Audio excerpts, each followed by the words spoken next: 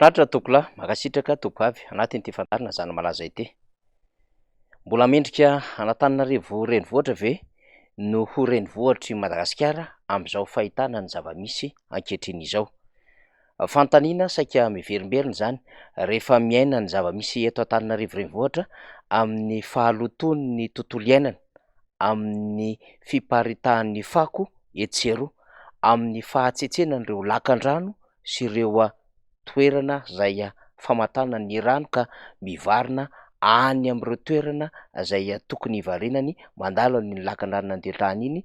Rehefa mahita ihany koa ny aratsy ny lalana eto Antananarivo renivohitra, ny fikorotanan-tsena, ny fiparitahan'ny parking etsero ary ihany koa indrindra ny olona izay mihamaro miditra eto amin'ny tanànan'Antananarivo.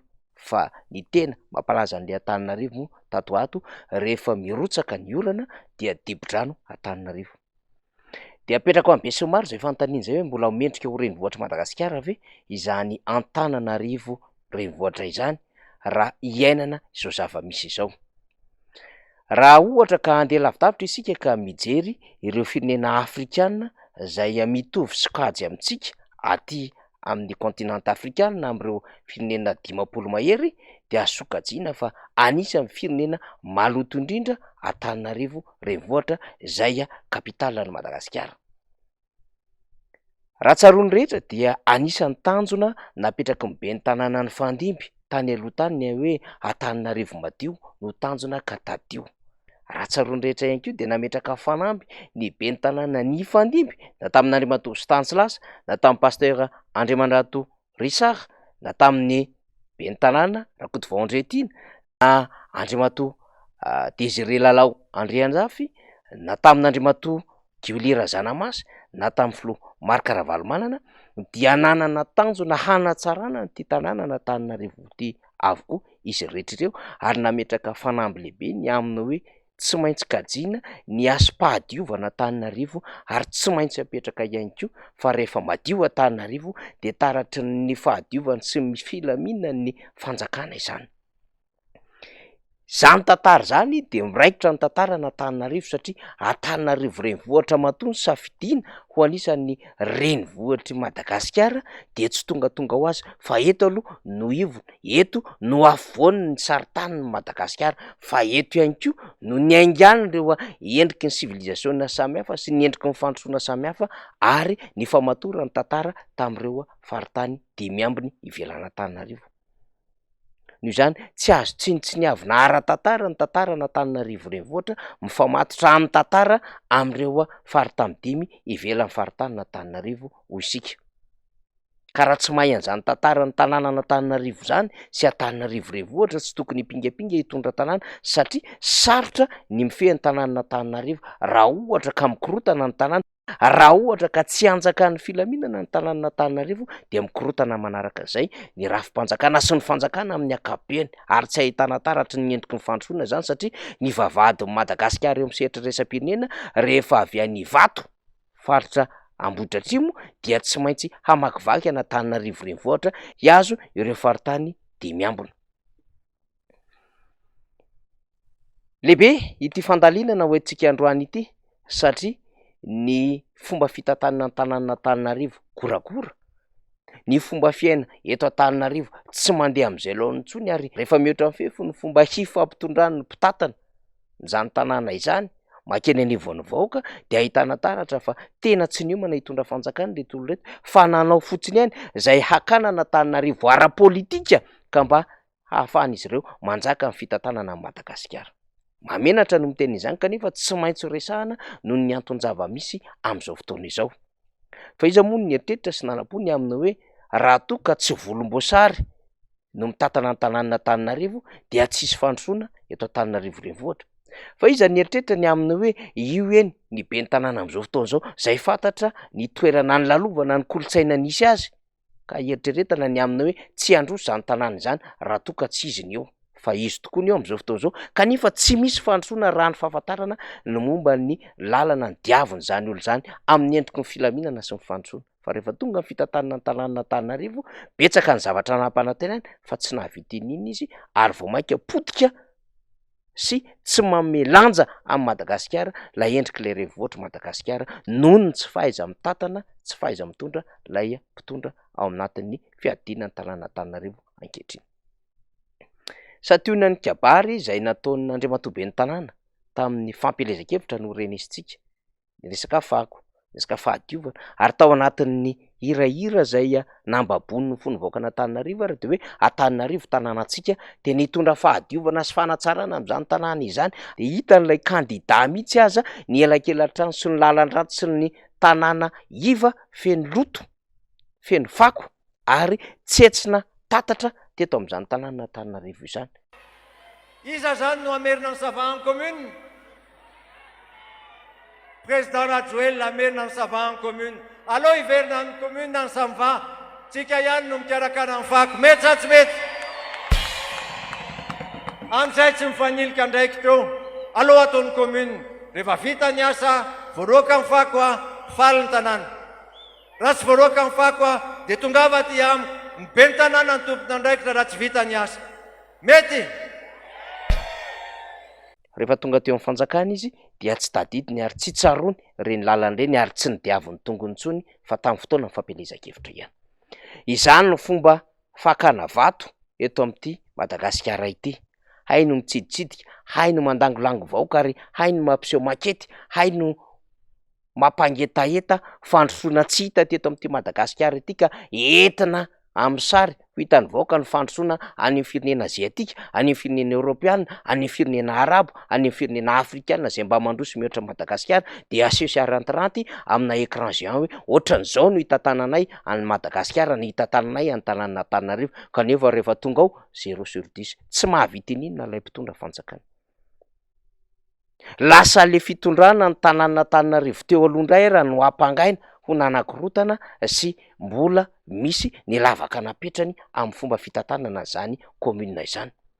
Rehefa misy ny fampatsiahivany vahoaka atao anatin'ity tanàna Antananarivo ity hoe tsy mety, tsy mampandroso ny zavatra ataonareo ary vao mainka aza mamotika an'izany tanàna Antananarivo zany. Ny ainantsika izany tamin'ilay fanavaozana ny lalana hifehezana teto amin'ity tanàna Antananarivo ity ka hatramin'ny alika mivovoa aza saika akambola. Ny ainantsika izany tamin'ny alalan'ny etra be ny eo-papana ho an'ity tanàna Antananarivo ity satria nitady vola na mainka an'ilay tanàna Antananarivo fa tsy nitondra fandrosoana ho an'izany vahoaka izay tangosam-bola eto Antananarivo renivohitra izany. Ary ny ainany rehetrarehetra izany mainka tamin'ireo fametrahana parkina isan'isany. Raha nilaza fa hofoanana ny Easy Park, kanjo tsy voafoana ny Easy Park fa no amafisina tamin'ny alalana orinasa hafa izany Easy Park izany, ary mifanasaziana tamin'ny alalan'ilay takedare no namaika an'ilay mpitondra eto amin'ny tanàna Antananarivo. Betsaka ny zavatra azo resahana fa hitondrantsika fandalinana zany tamin'ity androany ity satria mahatsapy isika fa tsy mendrika ho an'ny renivohitra Madagasikara izao tanàna Antananarivo izao. Dia ataon'ny olona kivazivazy ny lalany eto Antananarivo renivohitra. Kivazivazy tokony hampatonga saina ingaben'ny tanàna na dia izy manao kivazivazy amin'ny alalan'ny tambajotra sosialy azy dia tokony tonga saina sy hatsapa-tena ny amin'ny maninona ny lalana, misy lalana rony, misy lalana ketsaketsa, misy lalana ritra. Amin'izay fomba hitenena an'ireo mpisera tambajotra sosialy izany. Ka rehefa tsy manao ny eo anivon'ny fiadinan'ny tanàna Antananarivo, rehefa tsy mandray andraikitra ihany koa manao tantsolika ny faritra Analamanga, ary rehefa tsy mandray andraikitra ny eo anivon'ny ministera foibe izay ny baikon'ny filohan'ny repoblika Tapabolana Lasy izay ny tokony hanatanterahana ny lalany eto Antananarivo renivohitra izay potika ary ny eken'ny filohan'ny repoblika izany dia misy hafa mandray andraikitra ny amin'izany. Ny eto Antananarivo manokana mila manao planning tsika ka amin'ny herinandro ka ny olazaina eo fa mila atao farak'izay aingana ny fanarenana ny lalana eto an-drenivohitra satria potika dia potika, ohatran'izany koa ny eo anivony ireo renivohim-paritany manerana ny Madagasikara.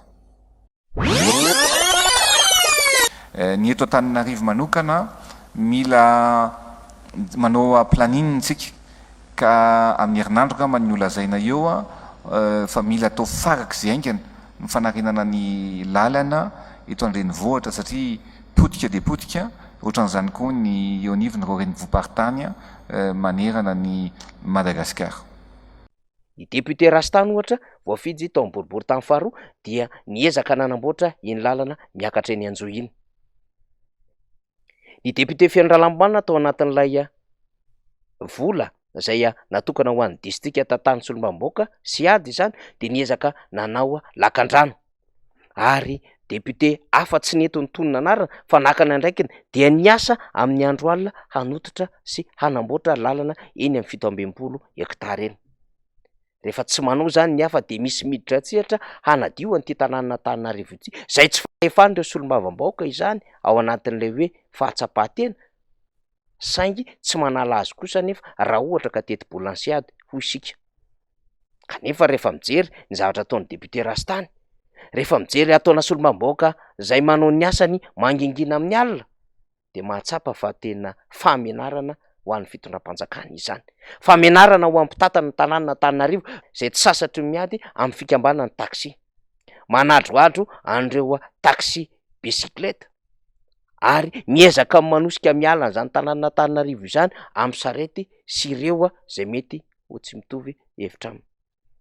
Indrindrandrindra moa ny ampivarotra manodidina Analakely zay nampanantenana fa amboatra tsena lehibe maro samihafa ary efa vonona ny tetikasa lehibe ho an'ity tanàna Antananarivo ity. Kanjo mitovy tsisy valaka amin'ilay olona ny eritreritra ihany fitondra Madagasikara, vonona ny EM, vonona ny mpamatsy vola, ary efa fotoana sisa andrasany de iaingy Madagasikara, kinanjo lainga sy fitaka izany fa vao mainka mahantra potika Madagasikara amin'izao fotoana izao, de taratr'izany samby volomboasary mitantana firenena izany, na eo anivon'ny fiadinan'ny repoblika na ao anivon'ny fiadinan'ny tanàna Antananarivo ny fahampiteha Madagasikara amin'izao fotoana izao. Lasa hitsy ho am-mpizahatany tsy lalovan'ireo malagasy zay avy any amin'ny faritany Antananarivo renivohitra, ary mahamenatra indraindray ny mivezivezy eto Antananarivo renivohitra raha mitondra vahiny, satria ny loto akoatra ny loto, ny rano akoatra ny rano, ny fahampitehan'ny lalana etsitero sy ny mpangataka, ary ireo olona zay verina fa maro be miakatra eto an'izany renivohitra izany vokatry ny tsy fananana azy. Zany sisa lay Antananarivo madio, ny tanjona ka tadio, napetraka ireo be ny tanàna Fandimbo isika. Zany sisa Antananarivo lay reharehan'ny Madagasikara teo amin'ny sary, teo amin'ny sehatra raisam-pirenena sy teo amin'ny sehatra taty Afrika ho madio, ary nikajy ny maha-olona sy ireo malagasy mpiara-monina aminy. Zany sisa Antananarivo renivohitra zay taratry ny fandrosoana ho tarafin'ireo renivoham-paritany marobe eto Madagasikara. Ahoana no ahazo antoka fa handroso ny renivoham-paritany hafa raha toa ka ohatr'izao ara ny eritreretin'ny mpitondra ny renivohitry Madagasikara. Nanaovan'ny mpitondra teo aloha ezaka izany, ary anisany nanao ezaka tamin'izany Andriamatoa Marc Ravalomanana, satria be ny tanàna Antananarivo vao tonga filohan'ny repoblika. No hatsaraina araka an'izany lalana rehetra manodidina Antananarivo renivohitra, no amboarina ny tsena, ary no ezahana nijerena aingana ny momba ireo fanotorana tany sy ireo parkina samihafa teto Antananarivo renivohitra. Fa amin'izao fotoana izao dia akorakory zany, amin'izao fotoana izao dia saika bizina no mameno ny resaka fitantanana an'ity Antananarivo renivohitra ity, ka tonga amin'ny ady-hevitra kinapsa, tonga amina fitoriana 13 pejy napetraka Ramatoa Clémence Rarinirina zay mpanolontsaina ny tanàna Antananarivo. Manoloana izany rehetrarehetra izany anefa dia mbola mieritreritra fa mbola hitantana ny tanàna Antananarivo hatramin'ny 724 ingaben'ny tanàna amin'izao fotoana izao. Heverina fa tokony tonga saina ny rehetra ary tsy hametraka fitokisana amin'ny olona zay tsy mahay mitantana, namotika, nanimba ary nitondra ny fahafahambaraka amin'izany renivohitra Madagasikara izany teo amin'ny sehatra iraisam-pirenena. Samy misy mitsakotsakoany rehetra izany, ary amin'ity taona ity raha tsisy ny fivana dia hisy ny fifidianana kominaly araka ny lalàna. Hitantsika eo nefa ny fandaminam-bolam-panjakana fa raha ohatra ka misy ny fanemborona izany dia fandikan-dalàna izany. Mila saina sy dinihana dian'izao araka izany zay hitantana ny tanàna Antananarivo mba tsy eny ampelantanana ireo olona zay efa mamotika sy ireo olona zay tsy miraharaha ary manadroadro vahoaka. Zany zava-misy, zany malaza makasitraka topola makatelina topovavy.